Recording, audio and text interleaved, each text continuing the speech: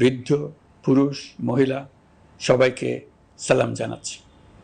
আসসালামু আলাইকুম। আপনাদের সবাইকে ছাত্র জনতার বিপ্লবে সিক্ত নতুন বাংলাদেশে স্বাগত জানাচ্ছি। গভীর শ্রদ্ধা জানাচ্ছি জুলাই আগস্ট মাসে ফ্যাসিবাদের বিরুদ্ধে ছাত্র জনতার অভ্যুত্থানে নিহত সকলের প্রতি। তাদের আত্মার মাগফিরাত কামনা করছি। তাদের আত্মত্যাগের বিনিময়ে নতুন বাংলাদেশ গড়ার শপথ নিয়ে আমি আপনাদের কাছে কিছু কথা বলতে চাই।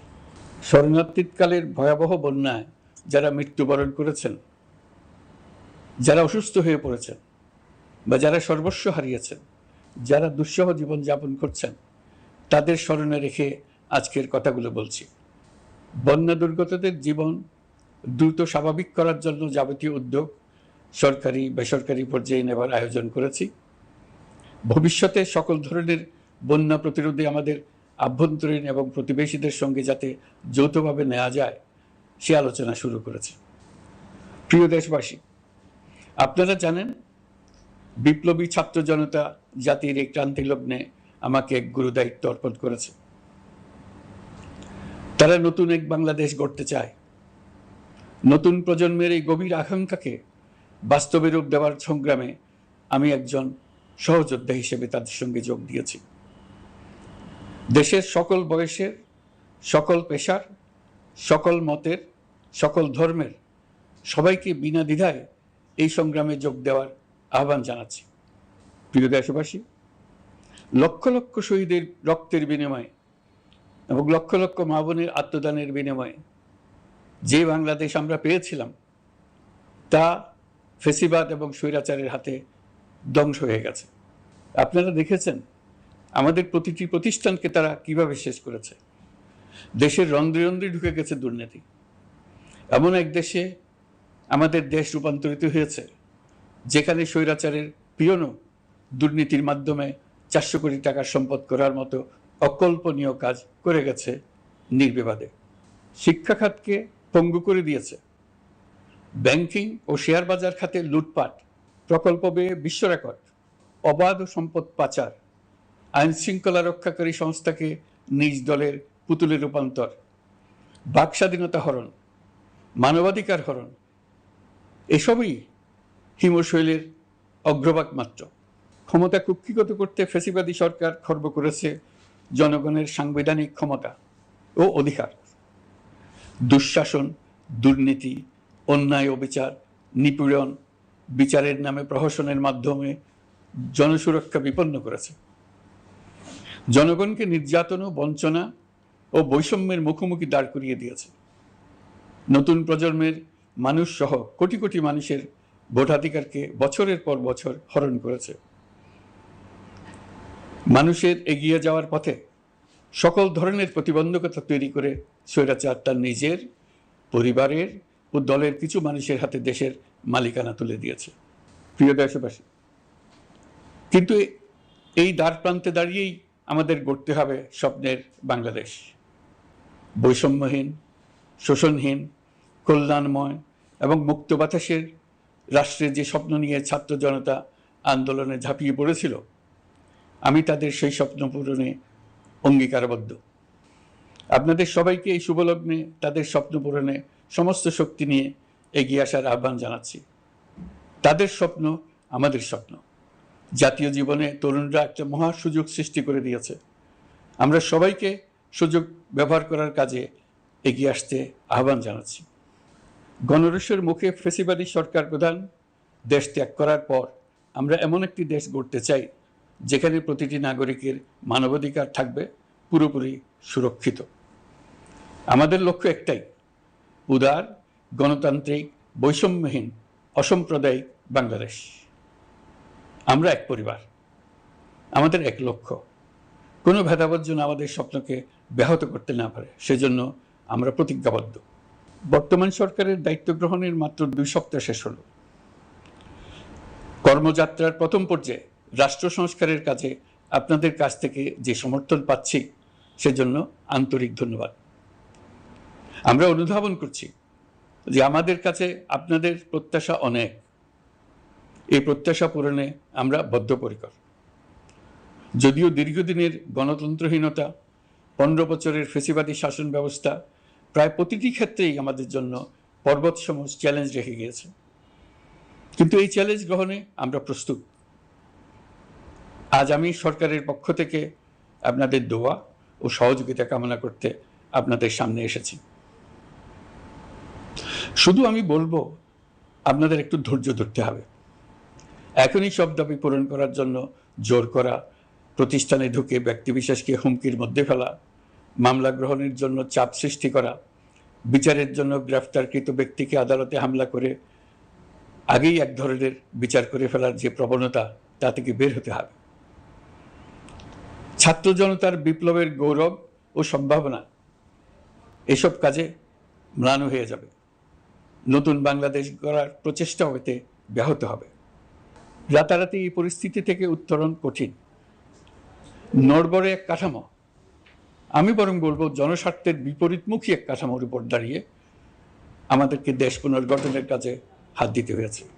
আমরা এখান থেকেই বাংলাদেশকে এমনভাবে করতে চাই যেন এদেশে জনগণই সত্যিকার অর্থে সকল ক্ষমতার উৎস হয়, বিশ্ব দরবারে একটি মানবিক ও কল্যাণকর রাষ্ট্র হিসেবে সমাদৃত হয়। তরুণ প্রজন্ম, শিক্ষার্থী ও জনতার আত্মত্যাগের প্রতি সম্মান জানাতে রাষ্ট্র সংস্কারের কাজে সফল আমাদের হতেই হবে, এর আর কোনো বিকল্প নেই। প্রিয় দেশবাসী, আপনারা ইতোমধ্যে জেনেছেন জুলাই আগস্ট মাসে গণ অভ্যুত্থানে বল প্রয়োগ ও হতাহতের যে দুঃসহ ঘটনা ঘটানো হয়েছে তার স্বচ্ছ তদন্ত করতে জাতিসংঘের মানবাধিকার কমিশনের প্রধানকে বাংলাদেশে এসে তাদের তদন্ত শুরু করতে আমরা আমন্ত্রণ জানিয়েছি। তদন্তের এই প্রক্রিয়া এই সপ্তাহে শুরু হবে। তাদের প্রথম দল ইতিমধ্যে এসে গেছে। আমরা ইতিমধ্যে ছাত্র জনতার বিপ্লবকে নস্যাৎ করতে যে শত শত মিথ্যা ও হয়রানিমূলক মামলা দায়ের করা হয়েছিল তার অধিকাংশ প্রত্যাহার করেছি এবং আটক ছাত্র জনতার মুক্তি লাভের ব্যবস্থা করেছে। পর্যায়ক্রমে মিথ্যা ও গায়েবী সকল মামলার ক্ষেত্রে অনুরূপ ব্যবস্থা গ্রহণ করে মানুষকে দুঃসহ ভোগান্তি থেকে মুক্ত করা হবে। ন্যায় বিচার নিশ্চিত করতে গণ অভ্যুত্থানের সকল শহীদ পরিবারকে পুনর্বাসন করবে। সকল আহত শিক্ষার্থী ও জনতার চিকিৎসার সম্পূর্ণ ব্যয় সরকার বহন করবে। সেই লক্ষ্যে স্বাস্থ্য মন্ত্রণালয়ের নেতৃত্বে উপদেষ্টা পরিষদে বৈষম্য বিরোধী ছাত্র আন্দোলনের প্রতিনিধিত্বকারী 2 জন উপদেষ্টার সহায়তায় একটা পূর্ণাঙ্গ তালিকা প্রস্তুত করা হচ্ছে। এই কার্যক্রমের জন্য এবং গণ অভ্যুত্থানের শহীদদের স্মৃতি ধরে রাখতে সরকার অতি দ্রুত জুলাই গণহত্যা স্মৃতি ফাউন্ডেশন নামে একটি ফাউন্ডেশন প্রতিষ্ঠা করার প্রক্রিয়া শেষ পর্যায়ে এনেছে। আপনাদের সবার এবং বিদেশে অবস্থানরত ভাই বোনদের অনুদান এই প্রতিষ্ঠানে পাঠানোর জন্য অনুরোধ করছি। আমি ব্যক্তিগতভাবে এই প্রতিষ্ঠানের চেয়ারম্যানের পদ গ্রহণ করেছি। প্রিয় দেশবাসী, আপনারা লক্ষ্য করেছেন দায়িত্ব গ্রহণ করেই আমাদেরকে আইন শৃঙ্খলা অঙ্গনে অস্থির পরিস্থিতি সামাল দিতে হয়েছে। আপনাদের সহযোগিতা ও সমর্থনে দেশপ্রেমিক সকল আইন শৃঙ্খলা রক্ষাকারী বাহিনী কাজে যোগ দিয়েছে। ফ্যাসিবাদী সরকার প্রশাসনের চরম দলীয়করণ করার ফলে বিপুল সংখ্যক কর্মকর্তা কর্মচারী দীর্ঘদিন বৈষম্যের শিকার হয়েছেন। আমরা ইতিমধ্যে সংশোধনমূলক ব্যবস্থা গ্রহণ করতে আরম্ভ করেছি, তবে প্রশাসনকে গতিশীল রাখতে এবং একই সাথে সুনির্দিষ্ট পদ্ধতি অনুসরণ করে সঠিক সিদ্ধান্তে উপনীত হতে সময় প্রয়োজন। সেজন্য সকলকে ধৈর্য ধরার অনুরোধ করছি। প্রশাসনের সকল ক্ষেত্রে প্রতিষ্ঠানগুলো যেন জনগণের আস্থা ফিরে পায়, সেটি আমাদের অন্যতম উদ্দেশ্য। লুটপাট ও দুর্নীতির আখড়ায় পরিণত করা ব্যাংকিং খাতে সুশাসন নিশ্চিত করার জন্য আমরা উদ্যোগ নিয়েছি। এই খাতে দক্ষ জনবল নিয়োগ দেওয়া হচ্ছে। ব্যাংকিং খাতে শৃঙ্খলা স্থাপন, ব্যবসা বাণিজ্যে সহায়ক পরিবেশ তৈরি এবং জনগণের জীবনযাপন সহজ করতে নিত্য প্রয়োজনীয় দ্রব্যমূল্য ও মূল্যস্ফীতি নিয়ন্ত্রণে আনার আমরা উদ্যোগ সচল করেছি। ব্যাংকিং খাতে দীর্ঘমেয়াদী সংস্কারের জন্য ব্যাংক কমিশন গঠন করা হবে। আর্থিক খাতে সার্বিক পরিস্থিতি ও সংস্কার বিষয়ে একটি রূপকল্প তৈরি করা হবে, যা দ্রুত জনসমক্ষে প্রকাশ করা হবে। শেয়ার বাজার, পরিবহন খাত সহ যেসব ক্ষেত্রে চরম বিশৃঙ্খলা বিরাজ করছে তা নিরসনের দ্রুত পদক্ষেপ নেওয়া হচ্ছে। বিচার বিভাগকে দুর্নীতি ও দলীয় প্রভাব মুক্ত করতে কার্যক্রম শুরু হয়েছে। একটি সুনির্দিষ্ট প্রক্রিয়ার মধ্য দিয়ে বিচার বিভাগের স্বাধীনতা ও জবাবদিহিতা নিশ্চিত করার উদ্যোগ নেওয়া হয়েছে। ফ্যাসিবাদী সরকারের বিচার বহির্ভূত হত্যাকাণ্ড, গুম, খুন, অপহরণ এবং আয়নাঘরের মতো চরম ঘৃণ্য সকল অপকর্মের ন্যায় বিচার নিশ্চিত করা হবে। এসব অপকর্মের সঙ্গে জড়িত সকলের বিচার নিশ্চিত করা হবে। তালিকা প্রস্তুত করে মিথ্যা মামলা প্রত্যাহার করা হবে। দুর্নীতি ও সম্পদ পাচারের বিচার করা হবে। আইন শৃঙ্খলার ক্ষেত্রে জনমুখী ও দলীয় প্রভাবমুক্ত জবাবদিহিমূলক কাঠামো সৃষ্টির লক্ষ্যে পুলিশ কমিশন গঠন করা হবে। জাতিসংঘের তদন্ত প্রতিবেদন, দায়িত্বপ্রাপ্ত সকল সংস্থা ও জনগণের সাথে মত বিনিময়ের মাধ্যমে কমিশনের নেতৃত্বে প্রয়োজনীয় সংস্কার করা হবে। বাংলাদেশকে আর কোনো দিন কেউ যেন কোনো পুলিশি রাষ্ট্রে পরিণত করতে না পারে তার ব্যবস্থা করা হবে। তথ্যের অবাধ প্রবাহ ও গণমাধ্যমের স্বাধীনতা নিশ্চিত করা হবে। ফ্যাসিবাদী সরকার গণমাধ্যমের উপরও দলীয়করণ ও নির্যাতনের বোঝা চাপিয়েছিল। জনগণের তথ্যের অধিকার নিশ্চিত করতে আমরা প্রতিশ্রুতিবদ্ধ। তথ্যের প্রবাহে বিদ্যমান আইনি ও অন্যান্য বাধা অপসারণ করা হবে। মত প্রকাশের স্বাধীনতা বাধাগ্রস্ত করে এমন সব আইনের নিপীড়নমূলক ধারা সংশোধন করা হবে। ইতিমধ্যে এই ধরনের আইনগুলো নিশ্চিহ্নিত করে এই প্রক্রিয়া শুরু করা হয়েছে। বিদেশি সংবাদকর্মীদের এদেশে আসার পর যে অলিখিত নিষেধাজ্ঞা ছিল, ইতিমধ্যে আমরা তা তুলে নিয়েছি। বিদেশি সাংবাদিকদের দ্রুত ভিসা দিতে সংশ্লিষ্ট কর্মকর্তাদের নির্দেশ দেওয়া হয়েছে। আমরা আশা করি পরিবর্তিত পরিস্থিতিতে গণমাধ্যম কর্মীরা নিরপেক্ষ সাংবাদিকতা চালিয়ে যাবেন। শিক্ষাক্ষেত্রে চরম নৈরাজ্য প্রতিষ্ঠিত করে গেছে বিগত সরকার। আমরা তার পূর্ণাঙ্গ সংস্কারের উদ্যোগ নেব। এটা আমাদের অন্যতম অগ্রাধিকার। আপনারা জানেন, দায়িত্ব গ্রহণের পর দ্রুততম সময়ের মধ্যে সকল শিক্ষা প্রতিষ্ঠান খুলে দেওয়া হয়েছে। শিক্ষার্থীদের জন্য সৃজনশীল, নিরাপদ ও ভীতিমুক্ত পরিবেশ নিশ্চিত করা আমাদের অঙ্গীকার। একই সাথে পাঠ্যক্রমকে যুগোপযোগী করার কাজও দ্রুত শুরু করা হবে। গণতন্ত্রকে সুসংহত করতে স্থানীয় সরকার প্রতিষ্ঠানগুলোকে শক্তিশালী করা হবে এবং ক্ষমতার বিকেন্দ্রীকরণ নিশ্চিত করা হবে। ছাত্র জনতার গণঅভ্যুত্থানকে সফল পরিণতি দিতে প্রশাসন, বিচার বিভাগ, নির্বাচন কমিশন ও নির্বাচনী ব্যবস্থা, আইন শৃঙ্খলা খাত এবং তথ্য প্রবাহে প্রয়োজনীয় সংস্কার সম্পূর্ণ করে অবাধ ও সুষ্ঠু অংশগ্রহণমূলক নির্বাচন আয়োজন করা হবে। এর লক্ষ্য হবে দুর্নীতি, লুটপাট, গণহত্যার বিরুদ্ধে একটি জবাবদিহিতামূলক রাজনৈতিক বন্দোবস্তের সূচনা। বর্তমান সরকার দুর্নীতির বিরুদ্ধে স্পষ্ট অবস্থান গ্রহণ করেছে। আমাদের সকল উপদেষ্টা দ্রুততম সময়ের মধ্যে তাদের সম্পদের বিবরণ প্রকাশ করবেন। পর্যায়ক্রমে এটা সকল সরকারি কর্মকর্তাদের ক্ষেত্রেও নিয়মিত এবং বাধ্যতামূলক করা হবে। রাষ্ট্রীয় পর্যায়ে দুর্নীতির বিরুদ্ধে ব্যবস্থা গ্রহণে সংবিধানের ৭৭ অনুচ্ছেদে প্রতিশ্রুত ন্যায়পাল নিয়োগে অধ্যাদেশ প্রণয়ন করা হবে। এবার কৃষি খাতের কথা একটু বলে। কৃষি নির্ভর বাংলাদেশে কৃষকের স্বার্থ যেন সুরক্ষিত থাকে, কৃষক যেন তার উৎপাদিত পণ্যের ন্যায্য মূল্য পায়, তা নিশ্চিত করা হবে। প্রবাসী শ্রমিকরা যেভাবে বৈষম্য বিরোধী ছাত্র জনতার আন্দোলনকে সমর্থন দিয়েছে, মুক্তিকামী জনগণ তা কৃতজ্ঞ চিত্তে স্মরণ করে। তাদের প্রতি সকল পর্যায়ে সম্মানজনক আচরণ নিশ্চিত করা হবে। বাংলাদেশের স্বাস্থ্য খাত অন্যতম দুর্নীতিগ্রস্ত খাত। জনগণের জন্য পর্যাপ্ত স্বাস্থ্যসেবা নিশ্চিত করার লক্ষ্যে স্বাস্থ্য খাতে প্রয়োজনীয় সংস্কার করা হবে। এই খাতে সংশ্লিষ্ট সকলকে জবাবদিহিতার আওতায় আনা হবে। হাসপাতালগুলোকে আধুনিকায়নের উদ্যোগ নেওয়া হবে এবং সেখানে সরকারি ডাক্তার সহ বিশেষজ্ঞদের নিয়মিত উপস্থিতি নিশ্চিত করা হবে। স্বাস্থ্যসেবা যাতে নির্দিষ্ট কিছু অঞ্চলে কেন্দ্রীভূত না থাকে, দেশের সব অঞ্চলের মানুষ সমান স্বাস্থ্যসেবা পায়, সে লক্ষ্যে প্রয়োজনীয় উদ্যোগ নিতে আমরা বদ্ধপরিকর। বর্তমান প্রজন্ম অনেক বেশি সচেতন। বিশ্বের বিভিন্ন প্রান্তে ঘটে যাওয়া পরিবর্তন বিষয়ে তারা ওয়াকিবহাল শুধু নয়, তারা নেতৃত্ব দিচ্ছে।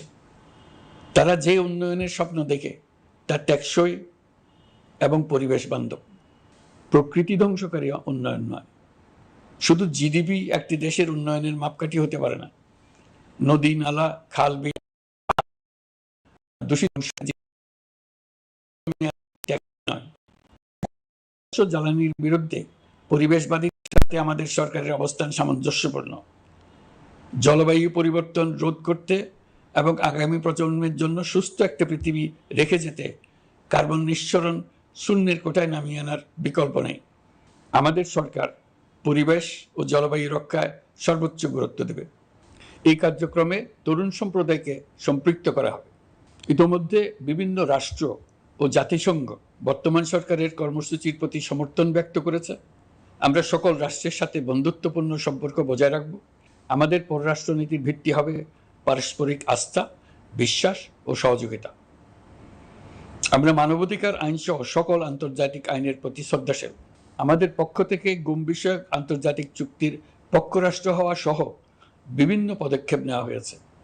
ইতিমধ্যে পক্ষভুক্ত এমন সকল আঞ্চলিক ও দ্বিপাক্ষিক চুক্তি ও সমঝোতা বাস্তবায়ন করে যাব। আমাদের সরকার রোহিঙ্গা সমস্যার বাস্তবসম্মত সমাধানের লক্ষ্যে আন্তর্জাতিক সম্প্রদায়ের সাথে কাজ করে যাবে। আমরা জাতীয় ঐক্যে বিশ্বাসী। প্রয়োজনীয় সংস্কারের লক্ষ্যে রাজনৈতিক ঐক্যের মধ্য দিয়ে নিশ্চিত করা হবে নারী, শিশু, প্রতিবন্ধী, ধর্মীয় সংখ্যালঘু, আদিবাসী সকলেই এদেশের নাগরিক এবং সমান আইনের সুরক্ষার অধিকারী। তাদের সকলের মানবিক অধিকার সহ অন্যান্য সকল অধিকার নিশ্চিত করার উদ্যোগ নেওয়া হবে। এই জন্য আমি উপদেষ্টা পদমর্যাদা সম্পন্ন একজন বিশেষ সহকারী নিয়োগ দিয়েছি, যার দায়িত্ব হবে জাতীয় সংহতি উন্নয়ন। বন্যা কবলিত এলাকার সকল মানুষের দুর্ভোগ লাঘবে সরকার সঠিক সহায়তা দেওয়ার জন্য সরকারের যত কার্যক্রম আছে তাদের সচল করেছে। ইতিমধ্যে উপদেষ্টাবৃন্দ বিভিন্ন এলাকার দায়িত্ব নিয়ে এলাকায় গেছেন। আমার কার্যালয়ে একটা নিয়ন্ত্রণ কক্ষ স্থাপন করা হয়েছে। বন্যা পরবর্তী কার্যক্রম নেওয়া হয়েছে। ভবিষ্যতে বন্যা নিয়ন্ত্রণের জন্য করণীয় কী স্থির করার জন্য পদক্ষেপ নেওয়া হচ্ছে।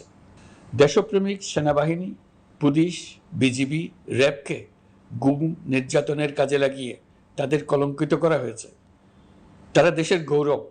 তাদেরও কিছু অতি উৎসাহী সদস্যের কারণে পুরো বাহিনীকে আমরা কলঙ্কিত দেখতে চাই না। আমরা অপরাধীদের চিহ্নিত করতে চাই এবং তাদের শাস্তি দিতে চাই, যেন ভবিষ্যতে কারো হুকুমে দেশপ্রেমিক কোনো বাহিনীর, পুলিশের, র্যাবের কোনো সদস্য হত্যাকাণ্ড, গুম ও অত্যাচারে জড়িত হওয়ার সাহস না করে। তাদের কাছে হুকুম যত বড় কর্তৃপক্ষের কাছ থেকে আসুক না কেন, তারা তা উপেক্ষা করবে। ভবিষ্যতে উপরওয়ালার হুকুমে এমন ঘৃণ্য কাজ করতে বাধ্য হয়েছে এমন ব্যাখ্যা কারো কাছে গৃহীত না হয় তার ব্যবস্থা করা হবে। আমি দেশরক্ষা বাহিনী, পুলিশ বাহিনী এবং অন্যান্য সহল বাহিনীকে নির্দেশ দিয়েছি তারা তাদের মধ্যে যারা হত্যাকাণ্ড, গুম, খুন বা শারীরিক মানসিক অত্যাচারে সরাসরি জড়িত তাদের চিহ্নিত করে বিচারের ব্যবস্থা করতে। যারা গুম হয়েছে, হত্যার শিকার হয়েছে তাদের তালিকা প্রস্তুত করতে। তাদের পরিবার সমূহকে সান্ত্বনা দেওয়ার ভাষা আমার নাই। তাদের জীবনে শান্তি ফিরিয়ে আনতে আমরা প্রচেষ্টা অব্যাহত রাখব। আমি সকল দেশরক্ষা বাহিনী ও আইনশৃঙ্খলা বাহিনীকে তাদের উপর জনগণের সম্পূর্ণ আস্থা ফিরিয়ে আনতে সকল পদক্ষেপ গ্রহণ করতে নির্দেশ দিয়েছি। গত 15 বছরের দুর্নীতি, অর্থ পাচার ও জনস্বার্থ বিরোধী চুক্তি স্বাক্ষর, প্রকল্পের নামে লুটপাট ইত্যাদি তথ্য নিয়ে একটি শ্বেতপত্র প্রণয়নের জন্য আমি ইতিমধ্যে একটি কমিটি গঠন করেছি। আমি বিভিন্ন দেশের রাষ্ট্রদূত এবং দাতা সংস্থার প্রতিনিধিদের সঙ্গে বৈঠক করেছি এবং করে যাচ্ছি। ছাত্র জনতার গণঅভ্যুত্থানের পর দেশ গঠনের জন্য সকল প্রকার আর্থিক অন্যান্য সহযোগিতার জন্য তাদেরকে অনুরোধ জানাচ্ছি। তারা এই ব্যাপারে আগ্রহ দেখাচ্ছে। তাদের কাছে আমাদের প্রস্তাবসমূহ প্রণয়ন করে দ্রুত পাঠানোর ব্যবস্থা নিয়েছে। তাদেরকে অনুরোধ জানিয়েছি তারা যেন পরিস্থিতির কারণে অতি দ্রুত অর্থ ছাড় করার ব্যবস্থা নেন। তাদেরকেও বলেছি যে অবস্থার মধ্য দিয়ে আমরা যাচ্ছি তা যেমন একটি দুর্যোগপূর্ণ সময়, তেমনি এটা জাতির জীবনে মস্ত বড় সুযোগ। এই সুযোগকে যেন আমরা পূর্ণভাবে কাজে লাগাতে পারি, সেই জন্য তাদের সহযোগিতা চেয়েছি। এই গণ অভ্যুত্থানে বিদেশে অবস্থানকারী বাংলাদেশিরা অত্যন্ত গুরুত্বপূর্ণ ভূমিকা পালন করেছেন। জাতি তাদের অবদান বিশেষভাবে স্মরণ করবে। নতুন বাংলাদেশ গড়ার কাজে আমরা তাদের অংশগ্রহণ চাইব। আমাদের একটি লক্ষ্য হবে বিদেশগামী এবং প্রত্যাবর্তনকারী প্রত্যেক প্রবাসী শ্রমিককে মর্যাদা ও সম্মানের সঙ্গে দেশে আসা এবং যাওয়া নিশ্চিত করা। সে ব্যাপারে শিগগিরই পদক্ষেপ নেওয়া হবে। বিদেশে অবস্থানরত সকলের কাছে আমার আবেদন, তারা যেন তাদের উপার্জিত অর্থ অফিসিয়াল চ্যানেলে দেশে পাঠান। দেশের অর্থনৈতিক সংকট উত্তরণে এই অর্থ বিশেষভাবে প্রয়োজন। কি কি ব্যবস্থা নিলে তাদের জন্য অফিসিয়াল চ্যানেলে অর্থ পাঠানো সহজ হবে সেটা সম্বন্ধে আমরা তাদের পরামর্শ নেব। সারা দেশ ঘুষের মহাসমুদ্রে নিমজ্জিত। কিভাবে ঘুষ থেকে আমরা মুক্ত হতে পারি তার জন্য আমাদের পরামর্শ দেন। শুধু এই কাজটা নিয়ে অগ্রসর হতে পারলেই আমি মনে করি দেশের জন্য এই সরকার একটা গুরুত্বপূর্ণ অবদান রেখে গেছে বলে স্মরণীয় হয়ে থাকবে। আমি কথা দিচ্ছি, এই ব্যাপারে আমি আমার সর্বশক্তি নিয়োজিত করব। আমাদের দায়িত্ব দেশের সকল মানুষকে একটি পরিবারের বন্ধনে আবদ্ধ করা। পরিবারে মতভেদ থাকবে, বাকবিতণ্ডা হবে, কিন্তু আমরা ভাই বোন, আমরা বাবা মা, আমরা কেউ কারো শত্রু না। কাউকে তার মতের জন্য শত্রু মনে করব না, কাউকে ধর্মের কারণে শত্রু মনে করব না, কাউকে লিঙ্গের কারণে শত্রু মনে করব না। আমরা সবাই সমান, কেউ কারো উপরে, কেউ কারো নিচে না। এই ধারণা আমরা জাতীয় জীবনের সর্বক্ষেত্রে প্রতিষ্ঠিত করতে চাই। একটা বিশেষ ব্যাপারে আমরা আপনাদের সহযোগিতা চাচ্ছি। আমাদের দায়িত্ব গ্রহণের পর থেকে প্রতিদিন সচিবালয়ে, আমার অফিসের আশেপাশে, শহরের বিভিন্ন স্থানে সমাবেশ করা হচ্ছে। গত 16 বছরের অনেক দুঃখ কষ্ট আপনাদের জমা আছে, সেটা আমরা বুঝি। আমাদের যদি কাজ করতে না দেন তাহলে এই দুঃখ ঘোচানোর সকল পথ বন্ধ হয়ে যাবে। আপনাদের কাছে একান্ত অনুরোধ, আমাদের কাজ করতে দেন। আপনাদের যা চাওয়া তা লিখিতভাবে আমাদেরকে দিয়ে যান। আমরা আপনাদের বিপক্ষ দল নয়। আইনসঙ্গতভাবে যা কিছু করার আছে আমরা অবশ্যই তা করব, কিন্তু আমাদেরকে ঘেরাও করে এই গুরুত্বপূর্ণ দিনগুলোতে আমাদের কাজে বাধা দেবেন না। সবাই মিলে তাদের বোঝান, তারা যেন এই সময়ে তাদের অভিযোগের প্রতি দৃষ্টি আকর্ষণের জন্য আমাদের দৈনন্দিন গুরুত্বপূর্ণ কাজে বাধা না দেন। একটা বিষয়ে সবাই জানতে আগ্রহী, কখন আমাদের সরকার বিদায় নেবে। এটার জবাব আপনাদের হাতে। কখন আপনারা আমাদেরকে বিদায় দেবেন? আমরা কেউ দেশ শাসনের মানুষ নই। আমাদের নিজ নিজ পেশায় আমরা আনন্দ পাই। দেশের সংকটকালে ছাত্রদের আহ্বানে আমরা এই দায়িত্ব গ্রহণ করেছি। আমরা সমস্ত শক্তি দিয়ে দায়িত্ব পালন করব। আমাদের উপদেষ্টা মণ্ডলীও এই লক্ষ্যে উদ্বুদ্ধ হয়ে সবাই মিলে একটা টিম হিসেবে কাজ করে যাচ্ছি। কখন নির্বাচন হবে সেটা সম্পূর্ণ রাজনৈতিক সিদ্ধান্ত, আমাদের সিদ্ধান্ত নয়। দেশবাসীকে ঠিক করতে হবে আপনারা কখন আমাদেরকে ছেড়ে দেবেন। আমরা ছাত্রদের আহ্বানে এসেছি, তারা আমাদের প্রাথমিক নিয়োগকর্তা। দেশের আপামর জনসাধারণ আমাদের নিয়োগ সমর্থন করেছে। আমরা ক্রমাগতভাবে সবাইকে বিষয়টি স্মরণ করিয়ে যাব, যাতে হঠাৎ করে এই প্রশ্ন উত্থাপিত না হয় আমরা কখন যাব। তারা যখনই বলবে আমরা চলে যাব। আমরা সংস্কারের অংশ হিসেবে নির্বাচন কমিশনকেও সংস্কার করব। কমিশনকে যে কোনো সময় আদর্শ নির্বাচনের জন্য প্রস্তুত রাখব। আমরা বিভিন্ন সংস্কারের কাজ শুরু করেছি। দেশবাসীকে অনুরোধ করব একটা আলোচনা শুরু করতে। আমরা সর্বনিম্ন কি কি কাজ সম্পূর্ণ করে যাব, কি কি কাজ মোটামুটি করে গেলে হবে। এই আলোচনার মাধ্যমে আমরা একটা দিক নির্দেশনা পেতে পারি। তবে চূড়ান্ত সিদ্ধান্ত রাজনৈতিক সিদ্ধান্ত, সেটা রাজনৈতিক আলোচনা থেকেই আসবে। এই দিক নির্দেশনা না পেলে আমরা দাতা সরকার এবং আন্তর্জাতিক অর্থনৈতিক প্রতিষ্ঠানসমূহের সঙ্গে আলোচনায় দৃঢ়তার সঙ্গে অগ্রসর হতে পারছি না। আমি নিশ্চয়তা দিচ্ছি, আমরা আমাদের পক্ষ থেকে মেয়াদ বৃদ্ধির কোনো প্রশ্ন তুলব না। আমরা আপনাদের সকলের দোয়া চাই। যেই কদিন আছি সেই সময়টুকু উপদেষ্টা মণ্ডলীর প্রত্যেকে নিজ নিজ সাধ্যমতো দেশের এই সংকটকালে সংকট উত্তরণে যেন নিজ নিজ মেধা সাধ্যমতো কাজে লাগাতে পারে। নতুন বাংলাদেশ গড়ার যে সুযোগ ছাত্র জনতার রক্তের বিনিময়ে আমরা অর্জন করলাম, আমরা আমাদের মতানৈক্যের কারণে সেটা যেন হাতছাড়া করে না ফেলে, এটা আমরা নিশ্চিত করতে চাই। এই সুযোগ এবার হারিয়ে ফেললে আমরা জাতি হিসেবে পরাজিত হয়ে যাব। শহীদ, আহত এবং জীবিত ছাত্র জনতার কাছে আমরা প্রতিজ্ঞাবদ্ধ থাকতে চাই, আমরা এই অর্জনকে কিছুতেই হারিয়ে যেতে দেব না। যে সুযোগ তারা আমাদেরকে দিয়েছে তার মাধ্যমে আমাদের দেশকে পৃথিবীর একটি শ্রদ্ধেয়, সকল দিকে দৃষ্টান্ত স্থাপনকারী দেশে পরিণত করতে আমরা শপথ নিয়েছি। সবশেষে আবারও আমাদের দেশের সকল মানুষ, শিশু, কিশোর কিশোরী, তরুণ তরুণী, বয়স্ক, বৃদ্ধ, নারী, পুরুষ সবার কাছে দোয়া চাইছি যেন আমরা আমাদের সকলের স্বপ্ন বাস্তবায়নে সফল হই। আল্লাহ আমাদের সহায় হন, আমাদের সবার মঙ্গল করুন।